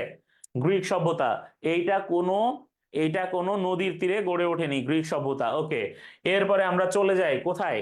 কোনটি আলাউদ্দিন হোসেন শাহের আমলে নির্মিত? দেখো, আলাউদ্দিন হোসেন শাহের আমলে, আচ্ছা, এইখানে এইখানে গ্রিক এবং ইনকা, গ্রিক এবং ইনকা দুটোই, এখানে গ্রিক এবং ইনকা দুটোই সঠিক, এই দুইটার একটাও সেই অর্থে কোন নদীর তীরে গড়ে ওঠেনি। ইনকা সভ্যতা গড়ে উঠেছে একেবারে হচ্ছে তোমার স্থলে, আর গ্রিক সভ্যতা এটা সাগরের তীরে গড়ে উঠেছে, ঠিক আছে। গ্রিক সভ্যতা এটা সাগরের তীরে গড়ে উঠেছে, ঠিক আছে, এটা হচ্ছে বিষয়, ওকে। এরপরে আমরা দেখি কোনটি আলাউদ্দিন হোসেন শাহের আমলে নির্মিত। আচ্ছা, ভালো কথা, এই প্রশ্নটা এটা কিন্তু জাবির প্রশ্ন, এটা কিন্তু জাহাঙ্গীরনগর বিশ্ববিদ্যালয়ে আসা প্রশ্ন, এবং জাবি সি ইউনিটে এসেছে 11-12 সালে, ঠিক আছে। আমরা যে বছর পরীক্ষা দিয়েছি সেই বছর জাবি সি ইউনিটে আসা প্রশ্ন এটা, ঠিক আছে, ওকে। এরপরে আমরা দেখি, এবং অপশনও সেম ছিল বাই দা ওয়ে। এরপর আমরা দেখি কোনটি আলাউদ্দিন হোসেন শাহের আমলে নির্মিত। আলাউদ্দিন হোসেন শাহ কোনটা নির্মাণ করেছেন? আলাউদ্দিন হোসেন শাহ, হ্যাঁ, আলাউদ্দিন হোসেন শাহ নির্মাণ করেছেন ছোট সোনা মসজিদ, এটা আলাউদ্দিন হোসেন শাহ নির্মাণ করা, ঠিক আছে। এরপরে আমরা চলে যাই, আচ্ছা, মুসা খান মসজিদ যেটা, এটা কিন্তু ঢাকা বিশ্ববিদ্যালয়ের মধ্যে, এটা ঢাবির কার্জন হলের মধ্যে মুসা খান মসজিদ। সাত গম্বুজ মসজিদ হচ্ছে মোহাম্মদপুরে, ঠিক আছে। এরপরে দেখো, নিজেদেরকে মান্দি বলে পরিচয় দেয় কারা? নিজেদেরকে মান্দি বলে কারা পরিচয় দেয়? নিজেদেরকে মান্দি বলে কারা পরিচয় দেয়? হ্যাঁ, নাইমুল ইসলাম যেমন নিজের পরিচয় দিছে এখানে কমেন্ট করে, ঠিক আছে, এরকম, ঠিক আছে। বলো, মান্দি বলে কারা নিজেদেরকে পরিচয় দেয়? খাসিয়া, সাঁওতাল, মারমা, গারো, নিজেদের মান্দি বলে পরিচয় দেয় কারা? খাসিয়া, সাঁওতাল, মারমা, গারো, হ্যাঁ, গারোরা নিজেদেরকে মান্দি বলে পরিচয় দেয়, মান্দি, ঠিক আছে, গারোরা নিজেদেরকে মান্দি বলে পরিচয় দেয়। আচ্ছা, এরপরে বলো যে সিয়াসত কাদের বর্ষবরণ অনুষ্ঠান? সিয়াসত যে বর্ষবরণ অনুষ্ঠান, এটা কারা পালন করে? বাংলাদেশের এই উপজাতিগুলা, এটা মূলত প্রত্নতত্ত্বে এবং ওই যে নৃবিজ্ঞান, যেটা নৃবিজ্ঞান অংশে এখান থেকে প্রশ্ন আসে, ঠিক আছে, নৃবিজ্ঞান অংশে এটা থেকে প্রশ্ন আসে। রাখাইন, মুরং, তঞ্চঙ্গা, হ্যাঁ, খিয়াং, বলো দেখি। হুম, কাদের?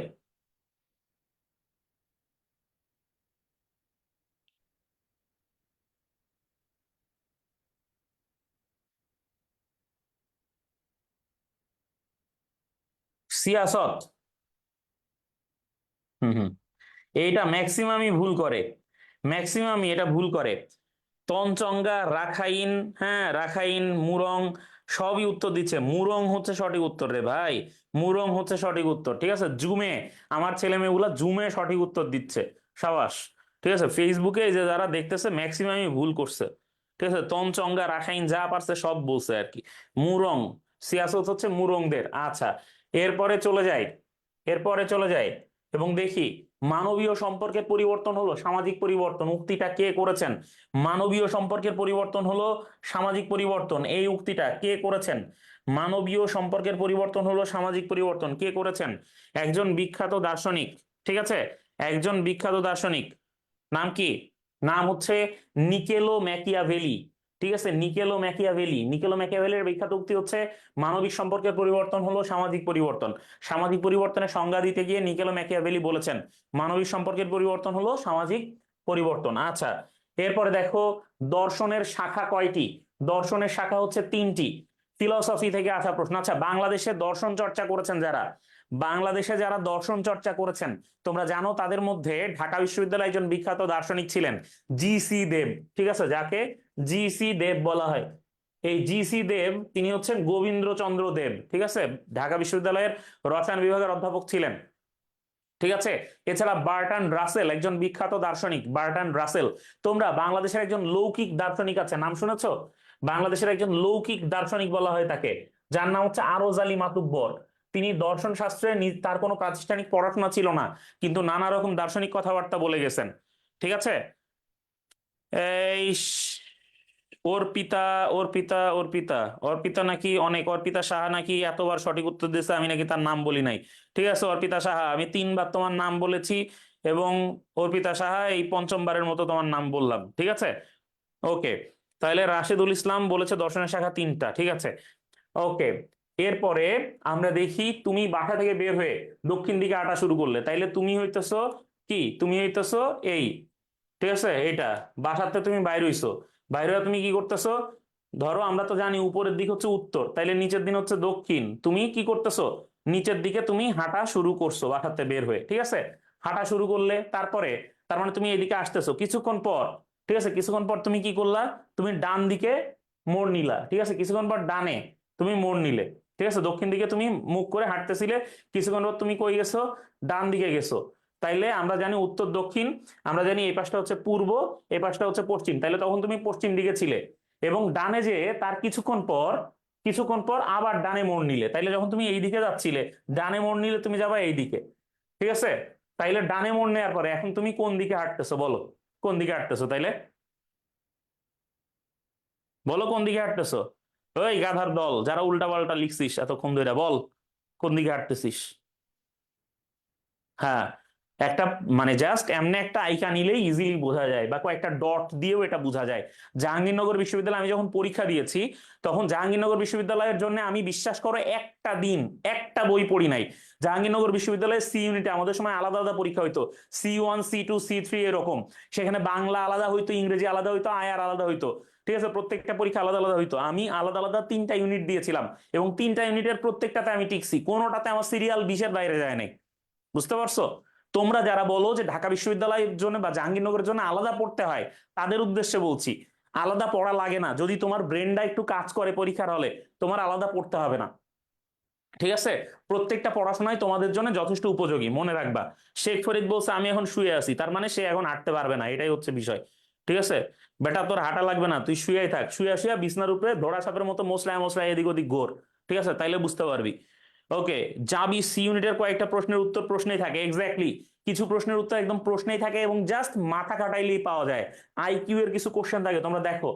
প্রজ্ঞার প্রতি ভালোবাসা হলো দর্শন, এই উক্তিটা কে করেছেন? প্রজ্ঞার প্রতি, প্রজ্ঞা কি? উইজডম, উইজডমের প্রতি ভালোবাসাই হচ্ছে কি? দর্শন। এটা তোমরা কে বলেছেন? পিথাগোরাস বলেছেন। পিথাগোরাস বলেছেন প্রজ্ঞার প্রতি ভালোবাসাই হচ্ছে কি? দর্শন। এরপরে দেখো, যদি ট্রি সমান সমান ব্রাঞ্চ হয়, ট্রি হচ্ছে গাছ, ব্রাঞ্চ মানে কি? ব্রাঞ্চ মানে হচ্ছে গাছের শাখা। তাইলে শার্টের শাখা কোনটা? শার্টের শাখা ডেফিনেটলি স্লিভ, স্লিভ মানে কি? হাতা।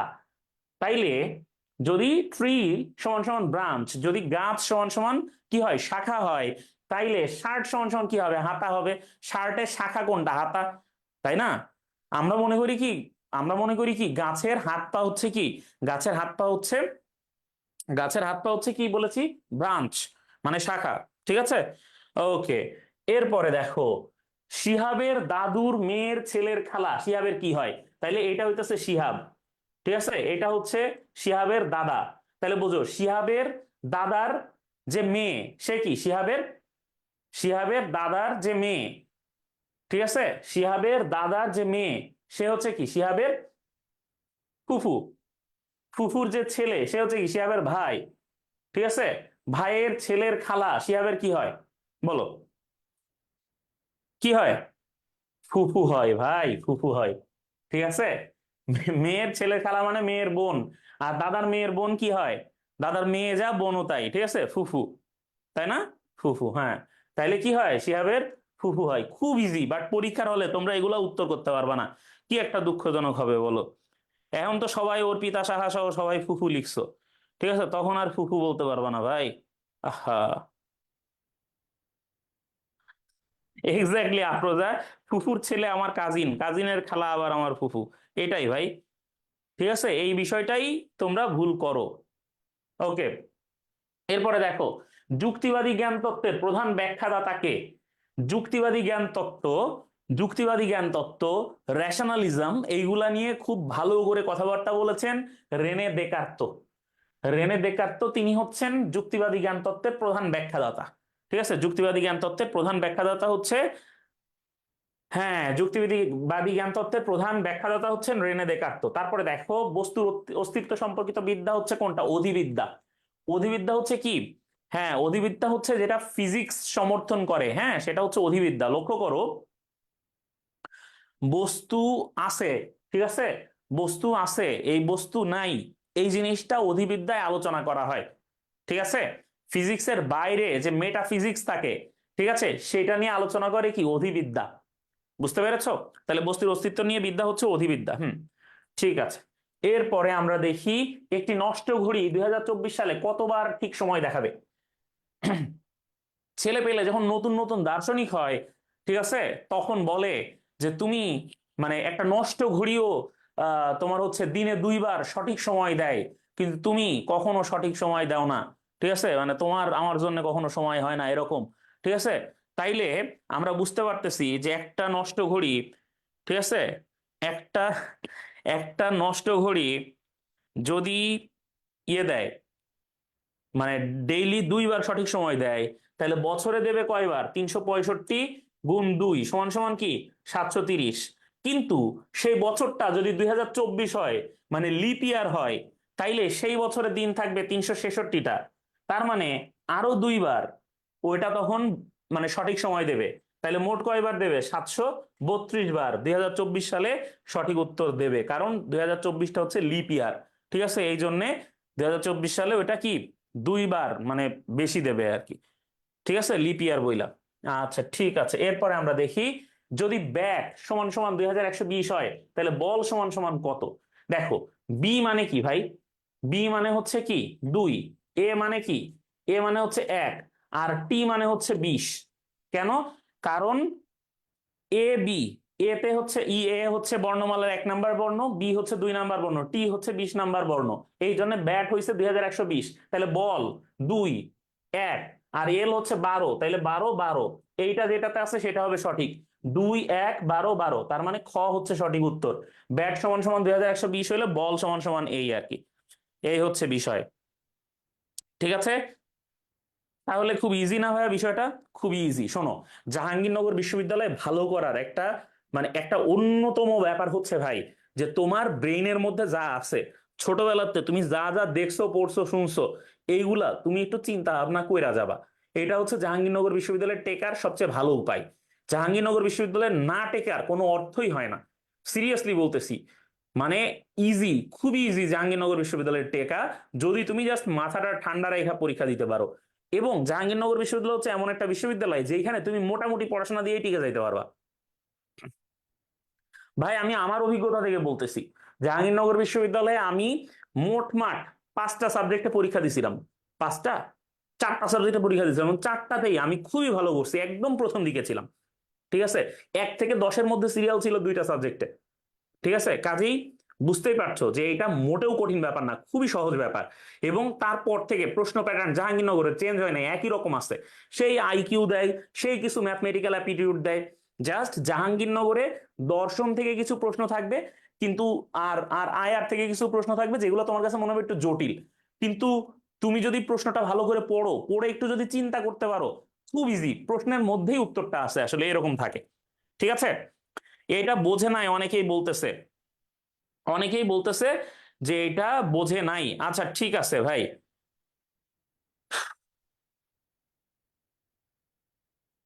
এল এর মান বোঝে নাই, আচ্ছা কই এল এর মান কই পাইলেন ভাই? এল এর মান হচ্ছে দেখো, A B C D E F G H I J K L. তাইলে এল এর মান কি 12 না? এল এর মান তো 12। ইংরেজি বর্ণমালার 12তম বর্ণ হচ্ছে এল। তাইলে এল এর মান কই পাইলাম?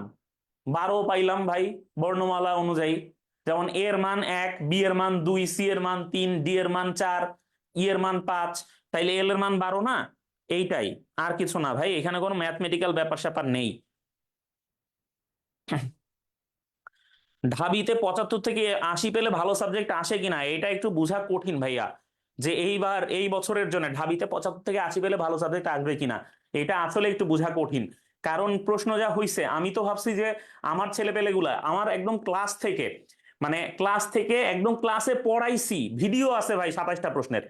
মানে একদম ভিডিও আছে যে 27টা প্রশ্ন আমি ক্লাসে পড়াইছি, বললাম, ঠিক আছে, ব্যাখ্যা করে করে ভিডিও দেখাইছি ক্লাসের মধ্যে, এরকম ভিডিও আছে। ঠিক আছে, যে প্রশ্নগুলো বলছি। তা ছেলেবেলে 27টা প্রশ্ন জিকেটা পারছে বলো? পারে নাই তো ভাই, ভুল করছে।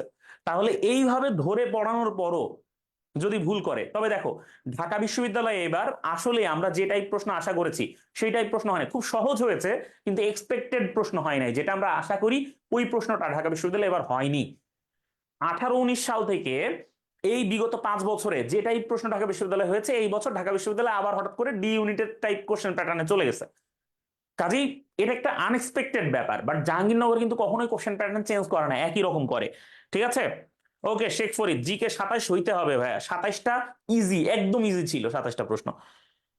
ওকে, 22টা জিকে হয়েছে রাশেদুল, এটা ভাইয়া খারাপ লাগলো, মানতে পারলাম না। ঠিক আছে, জিকে আসলে 27টা হওয়া উচিত ছিল। ওকে, তাহলে তোমরা শোনো, তোমরা জাহাঙ্গীরনগর বিশ্ববিদ্যালয়ে যে বিষয়টা মাথায় রাখবা, যে বিষয়টা খুব ভালো করে মাথায় রাখবা, খুব বারবার চিন্তা করবে, সেটা হচ্ছে মাথা গরম করা যাবে না, আবেগে খুব বেশি দাগাই ফেলবা না। চিন্তা ভাবনা করবা যে যেগুলো পারো সেগুলো দাগাবো, যেগুলো পারবো সেগুলো দাগাবো, চিন্তা ভাবনা করে দাগাবা। এবং বললাম যে অনেকগুলা প্রশ্ন, বিশেষ করে আইকিউ এর প্রশ্নগুলা খুব ইজি, একদম প্রশ্নের মধ্যে উত্তর থাকবে, জাস্ট একটু দেখে নিবা। এই বাবার চাচার খালার ফুফু কি হয় এই টাইপ ব্যাপার স্যাপার থাকে, তোমরা ওইগুলা একটু ইয়ে করে নিবা। মানে খাতায় বা প্রশ্নে, খাতায় না মানে প্রশ্নে একটু দাগ দিয়ে নিবা, সমস্যা নাই, কিছু বলে না স্যাররা সাধারণত। ঠিক আছে, এইগুলার কারণে। ওকে, ঠিক আছে ভাইয়া, তাহলে অনেক অনেক অনেক অনেক দোয়া এবং শুভকামনা থাকলো তোমাদের জন্য, তোমাদের জন্য অনেক ভালোবাসা। ঠিক আছে, রিক্ত আমি নিঃস্ব আমি, দেওয়ার কিছু নাই, আছে শুধু ভালোবাসা আর দোয়া, দিয়ে গেলাম তাই। ঠিক আছে, মাননীয় প্রধানমন্ত্রীর মতো কবিতা বলে দিছি শেষে। ওকে যাও, সবার জন্য অনেক অনেক ভালোবাসা, দোয়া আর শুভকামনা থাকলো। ঠিক আছে, আল্লাহ হাফেজ।